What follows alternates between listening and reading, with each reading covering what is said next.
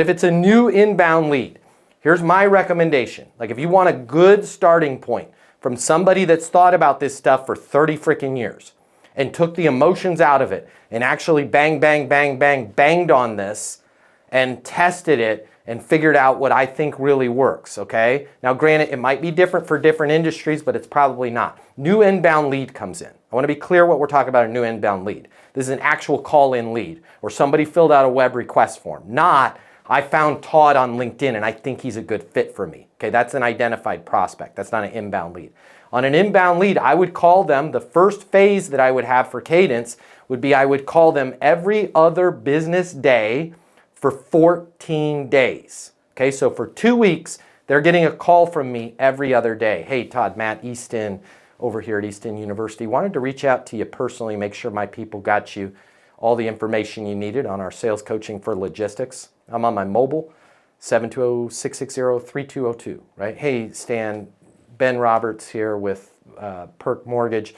Wanted to reach out to you personally, make sure my people got you all the information you needed on that residential loan you're looking to establish. I'm on my direct line, 720-660-3202. Every day, every other business day for 14 days, and then you're gonna move them to either next step, if you got in touch with them and had a conversation, okay, or verbal commit, you got in touch with them and they said, we're gonna fill out the document, we're gonna upload our pay stubs, there's something they had to do, or 90-day push. 90-day push is they never called you back. Okay, you didn't get anywhere, so then you're gonna move them into 90-day push. Okay, here's another one. If it's an identified prospect, I would call them once a week for 14 days, and then again, move them to either next step if they called you back or answered and you set a next step, or verbal commit if they verbally committed to sign up, buy your stuff, upload a doc, whatever it was, or 90-day push if they ghosted you. Okay, so we're only calling them twice over a 2-week period, once a week for 2 weeks, and then they're going to one of those phases. That's if it's somebody that I found on LinkedIn that I think is a good fit, and I'm calling, not an inbound lead. Do you see the difference? These guys are only getting 2 calls. An inbound lead is getting 7 because an inbound lead is hotter and needs more attention than a prospect. Okay, so your 90-day push cadence. What is 90-day push? After that 14 days, if nothing has happened with either a inbound lead, it came in, I tried them 7 times. They didn't get back to me. Or I identified Steven as a perfect fit for what I sell and I called him twice, once a week for 14 days, never called me back. Now I'm gonna move him into my 90-day push cadence. And that is, I am gonna call him every 30 days, so once a month for 90 days or 3 months. So he's getting 3 more calls. And then he's either going into next step if he answered or called me back and we had a conversation and a clear next step was established, or verbal commit if he said, man, yeah, I want to buy your stuff, I want to sign up for coaching, I want you to do my mortgage for me, right? They committed to something. Or then spin cycle. Spin cycle is nothing happens. He ghosted me again or he didn't call me back. Okay, we'll talk about what spin cycle is. Spin cycle is where most of your deals are going to sit. What we're not doing with Easton University is we're not churning and burning, okay? Whoever came up with that for salespeople was ridiculous. We're not running a UNLV basketball offense here. This is not run and gun. This is not churn and burn. You worked your ass off for these leads. These people are still alive. They're still breathing oxygen. So the idea that you're never going to call them again is stupid. Right? That's not a sustainable, your pipeline should always be getting bigger the longer you're in the industry. It should never stay the same. Your pipeline should always be growing the longer you're in the industry, which brings me to the sustainable cycle. Okay? So the spin cycle, which is sustainable. That's, I'm going to call Todd or Rick or Becky, whoever it is, this person that ghosted me for the first 2 weeks, and then they ghosted me for the next 90 days. I'm going to call them every 4 months or 3 times a year until something happens to move the deal to next step or verbal commit, okay? Or they die, or I find out that it's the wrong contact. Now, at that point, I'm just taking them out of my pipeline as a bad contact. But I'm never taking them out of my pipeline if they don't reach out to me. They're gonna stay in my spin cycle. And you're like, well, I don't wanna make calls for those people. It's freaking 3 calls a year. It's a total less than 60 seconds of work per person. Right? And you guys are scrolling through TikTok more than you're doing that, so don't worry about it. Okay, and then we talked about the things where you actually make contact with them.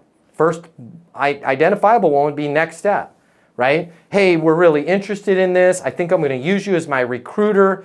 I'm taking over the role in January. Awesome. I'll shoot you over an email with my understanding of your current situation, capabilities needed, and then recommend some next steps for us. I'll have that email to you over here within the next 23 minutes. And then what's a good next step on my end? Give me till the 12th of December. If you haven't heard from me, call me on the 12th of December. Perfect. I'll have that email over to you in the next 23 minutes or so. And then I'll text you once I send it so you're not waiting around wondering where it is, if it's caught in like a spam filter or something happened with the email there. And then I will call you December 12th if I haven't heard from you before then. Fair enough? Right? So next step is exactly that, a next step. Now I want to be crystal clear on our cold calling here because this is where people end up losing themselves millions of dollars. Next step is not Jake said he was going to call me. That's not valid. The only next steps that I respect are the ones I can control. Okay? I am sorry. When I was a teenager, I had a friend named Michael Kitchen. He bought a Kawasaki FJ 1200 motorcycle at 16 years old. Within 3 weeks of riding that motorcycle, he thought he was a freaking motorcycle genius. And I rode on the back of the motorcycle with him. And he got it up to 140 miles an hour. And I don't want to get into it, but it was real damn close to dying for me. Not a good experience, okay? So I'm not riding on the back of any more motorcycles anymore. I'll be on the front of the motorcycle, but I'm not going to be on the back of the motorcycle. So a next step is not me with my arms around Jake going 140 miles an hour, hoping he stops before we hit that bus, right? Like I'm not doing that. That's not a next step. Jake can tell me all he wants. Hey man, I'll call you tomorrow. Great. What's a good next step for me? Well, I'll call you tomorrow. Perfect. How about we do this? I'll call you 5 p.m. Day after tomorrow if I haven't heard from you before then. Fair enough, right? That now I have a next step of what I'm going to do, okay? Because otherwise then I'm just calling Jake and going, oh, you haven't done it, okay? So that's next step. I'm going to call them at the mutually agreed upon time, and then I'm going to move directly to 60-day makes sense to move forward or verbal commit. Right? So we did something, and 60-day makes sense to move forward is for 2 months, I'm going to call Jake and go, hey, Jake, Matt Easton over here at Easton University, as promised, calling to see if it makes sense to get your team access to the sales coaching. Or in that recruiting example, right? Now it's December 12th. Hey, Steve, as promised, it's December 12th, calling to see if it makes sense to have me be your recruiter as you take over as the new COO of that organization. I'm staying in that mode now because I did the next step, and I'm going to call Todd or Jake or Steve every 2 weeks, every 14 days for 2 months. Okay? So for 2 months, every 2 weeks, he's going to get a call, and it's not going to sound like this. Hey, I haven't heard from you. Last thing I want to do is be a pest. It's the exact same damn message. Okay? So 4 times, so twice a month for 2 months. Hey, Steve, Matt Easton over here at Easton University, as promised, calling to see if it makes sense to get your team access to the sales coaching, or calling to see if it makes sense for me to be the recruiter on those placements that you have for the tech team, or whatever it is, right? I'm doing that for 60 days. Now, after 60 days, if he still ghosted me, maybe something's going up, so I'm going to move that to 90-day push, which if you guys remember what 90-day push was, I'm calling him now once a month for 3 months.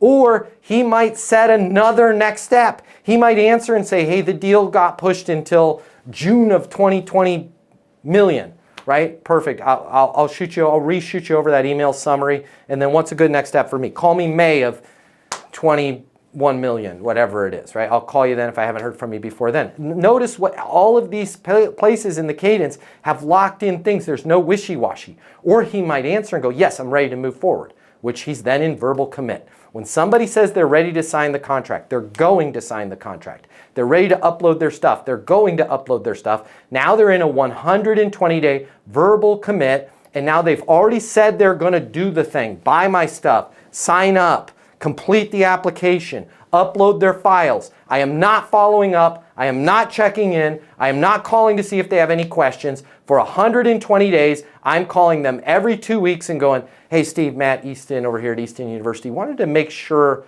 you had the link to activate your team's access to the sales coaching so you guys can go from that 4.7 million that you're doing right now to well over 9.4. I'll re-email it to you right now. I'm on my direct line, 720-660-3202, right? Same tonality throughout 120 days. It's real easy once you guys get used to it. It's real awkward when you're not used to it because you're going to be like, God dang, I've been leaving him this same message for 4 months. He doesn't know that, okay?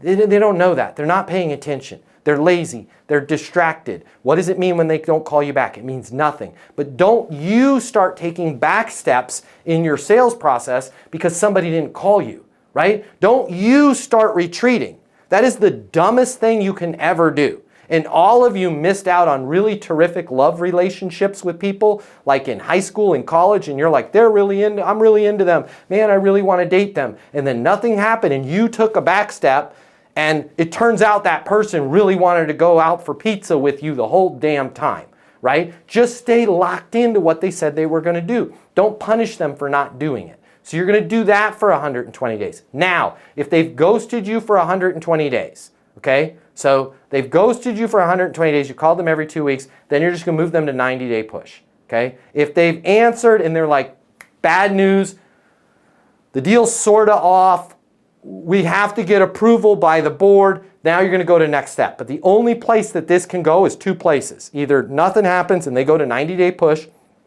which again, to reiterate, you are calling them now once a month for 3 months. For 90 days, you're calling them once a month. Your message is still the same. Wanted to make sure you had the link to upload your docs. Wanted to make sure you had the contract. I'll resend it, right? Unless something's changed, then you're going to go to next step, okay? So those are your cadence on all of this stuff, right? And there'll be a whole course with this, and I know you're drinking from a fire hose on some of this stuff. This is literally the stuff that will absolutely change other than knowing how to close, which I've taught you how to close, and knowing how to get somebody's attention, which I've taught you that. Once you put in a cadence in there, you don't even have to be skillful at this stuff. You just follow the damn process. Like Chris, not to keep picking on you, but you went to Germany and there was 70 companies you touched. You're going to put them in the process and not try and guess if they're interested or not. Especially, I don't know if he's on the call or not, our good friend from Germany, Idan. Okay, Idan, if you're on here, don't get mad at me. German sense of humor is very different than our sense of humor, right? So don't use your gut because they might be like, oh, there's no way we're buying this. And that's their way of saying, I love you, man. We're doing this deal. It's just a different thing, right? Stop trying to read people's minds and follow the darn process. Hey, it's Matt Easton, founder of Easton University, the most effective sales coaching system in the world. If you like this video and you want to learn how to close, I want to give you my closing mini masterclass for free. Click the link somewhere around here or just simply comment with the word closer and I will get you access to the closing mini masterclass. I'll cover the $299 cost for you. It's free to you.